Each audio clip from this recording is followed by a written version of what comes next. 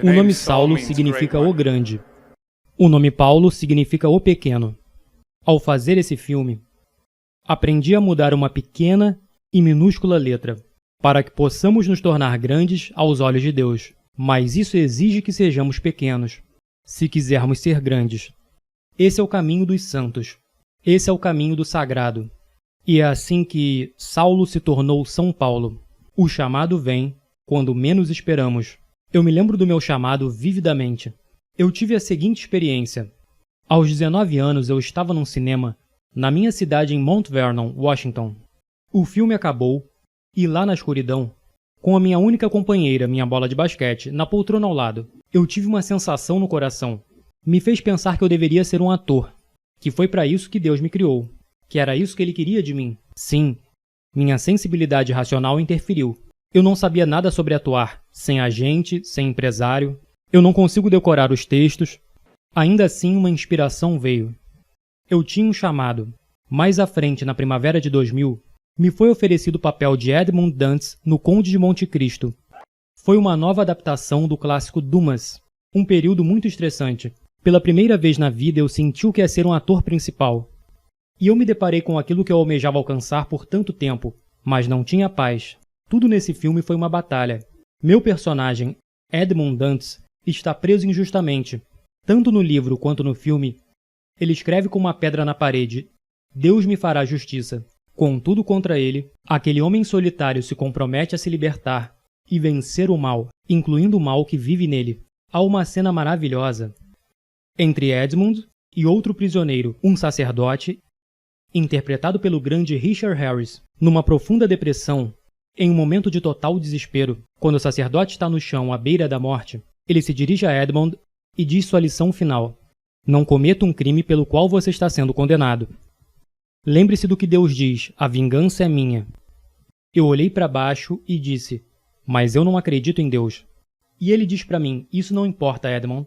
Ele acredita em você. Ele acredita. Deus ama cada um de nós pessoalmente.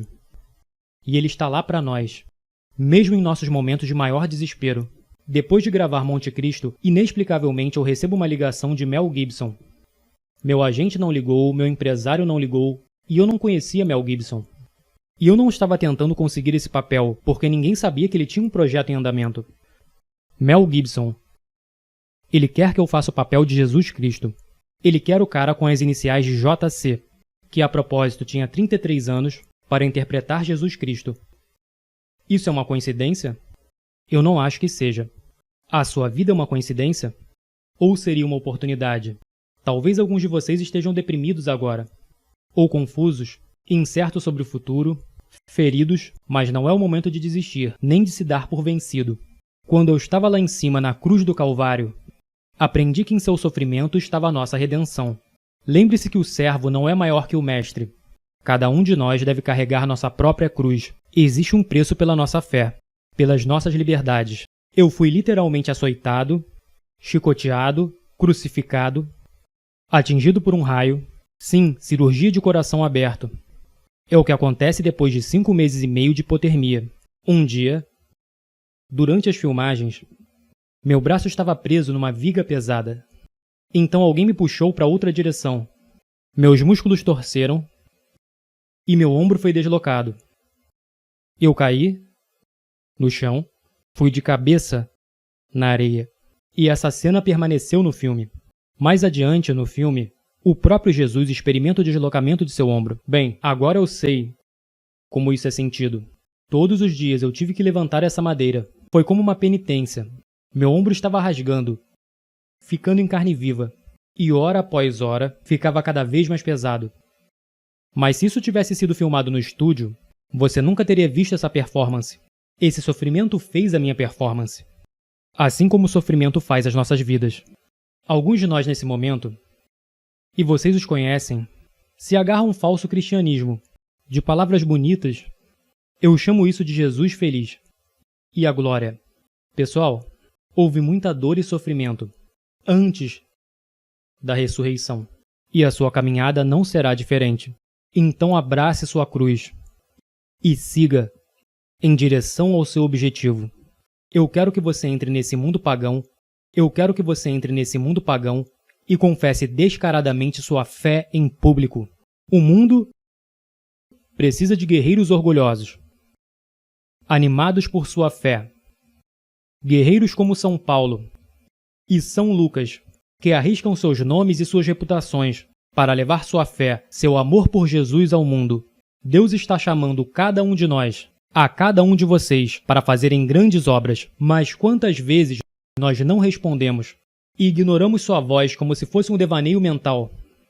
É hora da nossa geração aceitar o chamado, ao chamado de Deus, que exorta todos nós a nos entregarmos inteiramente a Ele, para que sua mão gentil guie você em seu caminho. Mas primeiro você tem que assumir o compromisso, orar, jejuar e meditar nas Sagradas Escrituras, e se comprometer a levar os Santíssimos Sacramentos a sério. Porque vivemos em uma cultura agora que está em declínio. As pessoas estão em perigo de sucumbir nos próprios excessos. O mundo inteiro está imerso no pecado, mas no silêncio do nosso coração, Deus está nos chamando. Está chamando a cada um de nós para nos entregarmos inteiramente a Ele. E quantas vezes o ignoramos? Ignoramos o seu doce chamado. O grande santo de Auschwitz, São Maximiliano Kolbe, disse que a indiferença é o maior pecado do século XX. De fato, meus irmãos e irmãs, também é o maior pecado do século XXI. Temos que nos livrar dessa indiferença, dessa tolerância destrutiva para com o mal. Somente nossa fé e a sabedoria de Cristo podem nos salvar. Mas isso requer guerreiros prontos para arriscarem suas reputações, seus nomes e até suas próprias vidas. Para permanecermos na verdade, coloque-se à parte dessa geração corrompida. Seja santo. Você não foi feito para se encaixar. Você nasceu para se destacar. Agora, em nosso país, estamos felizes em seguir com a correnteza. Nós temos um culto à liberdade agora, em que todas as opções são iguais, não importa quais sejam as consequências. Você realmente acha que isso é liberdade? O Papa João Paulo disse: a democracia não pode ser mantida sem quaisquer obrigações específicas, sem as verdades morais sobre a pessoa humana e a sociedade. A questão fundamental colocada por uma sociedade democrática é a seguinte: como podemos viver juntos? Buscando uma resposta para essa pergunta, a sociedade pode esconder verdades morais e razões morais? Toda geração americana precisa saber que a liberdade existe não para você fazer o que quiser, mas para que você tenha o direito de fazer o que deve. Essa é a liberdade que eu quero para você. Liberte-se do pecado. Liberte-se de suas fraquezas. Liberte-se da escravidão imposta a nós pelo pecado. Essa é a liberdade pela qual vale a pena morrer. Isso me lembra o que Mel Gibson disse em seu primeiro filme vencedor do Oscar, Coração Valente. O que ele disse ao seu pequeno e desorganizado exército. E eu digo a vocês essa noite: eu vejo um exército inteiro de meus compatriotas aqui desafiando a tirania. Vocês vieram lutar como homens livres. E vocês são homens livres. O que vocês farão sem a liberdade? Vocês lutarão? Um homem diz: não, correremos e viveremos. Sim. Lutem e vocês poderão morrer. Fujam e vocês viverão. Pelo menos por enquanto. E quando estiverem morrendo em suas camas muitos anos depois, vocês almejarão negociar todos os dias, de hoje até aquele dia, pela chance, apenas uma chance, de voltar aqui e dizer a nossos inimigos que podem tirar nossas vidas, mas jamais tirarão a nossa liberdade. Todo homem morre. Nem todo homem realmente vive. Você, todos nós devemos lutar por essa liberdade autêntica e viver, meus amigos. Por Deus devemos viver, e com o Espírito Santo como seu escudo, e Cristo como sua espada. Envie Lúcifer e seus capangas ao inferno de onde eles pertencem.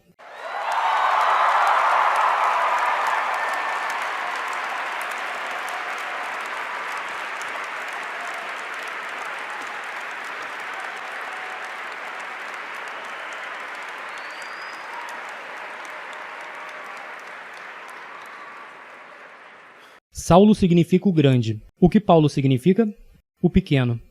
Então, se quisermos ser grandes aos olhos de Deus, o que precisamos ser? Pequenos? Quero dizer, o que precisamos ser? Desculpe. Pequeno.